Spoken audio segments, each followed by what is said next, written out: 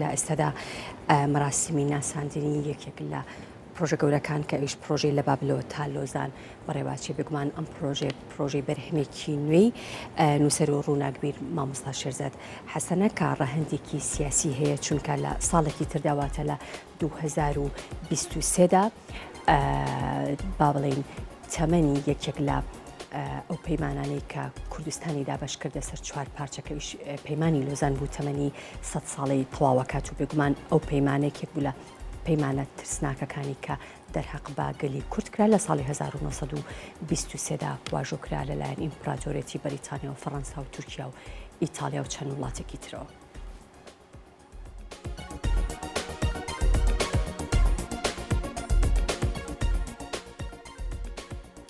لە پرۆژێکی هاوبەشی هەردوو ڕێکخراوی مێستێلا و ماڵی ئایندا ڕۆژی هەژدەی ئەم مانگە لە سلێمانی مەراسیمی ناساندن و دابەشکردنی کتێبی لە بابلەوە بۆ لۆزانی نووسەر شێرزاد حەسەن بەڕێوەچوو. لە بەشێکی بڵاوکراوی مەراسیمەکە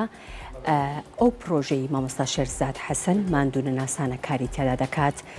زیاتر ڕەهەندێکی سیاسی هەیە چونکە ساڵێکی ترواتە لە 2023دا پەیمانی لۆزان تەمەنی 100 ساڵەی تەواو دەکات. ئەو پەیمانە ترسناکەی کا لە ساڵی 1923 واژۆکرا لەلایەن ئیمپراتۆرێتی بەریتانیا و فەڕەنسا و تورکیا و ئیتالیا و ژاپۆن و یۆناان و شانشینی یوگۆسلافیا و ڕۆمانیەوە کە تیایدا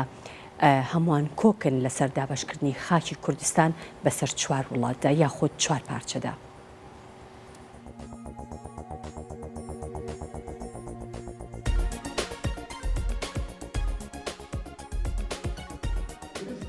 سیاسەتمەدارانی ناوچەکەی ئێمە لەوەدایە هەمیشە ئەدەب وەکو خەون و خەیاڵ و فەنتازیا و عالەمی وەهم دەبینن. لە کاتێکدا ئەدەب پڕبوونە لە واقع لە پرسیارەکان لە گومانەکان ئیتر دوای ئەوە فەزایەکی تازە دەخڵقێنن لە عالەمێکی دیکەی دیکە و لە عالەمێکی پڕپرسیاری دیکە و جیهانێکی پڕ فەنتازی و پرسیار دەخڵکردن. بۆیە پێشکەوتنی هەر میلەتێک بە ئەدەب و فکر و فەلسەفەکەیەوە قیاس دەکرێتن و دوجار ئەوە دەبینین دانیشتێکی وەکو ئیمڕۆ ئەدەبە ئێمەی گەیاندۆتە ئەم دانیشتە کەوا وڵاتێکی وەکو سویسرا لە لۆزانەوە دێن ئیتیسال بە سلێمانیەوەکەن هەر لێ ڕێگایەوە ئەدەبەوەیە.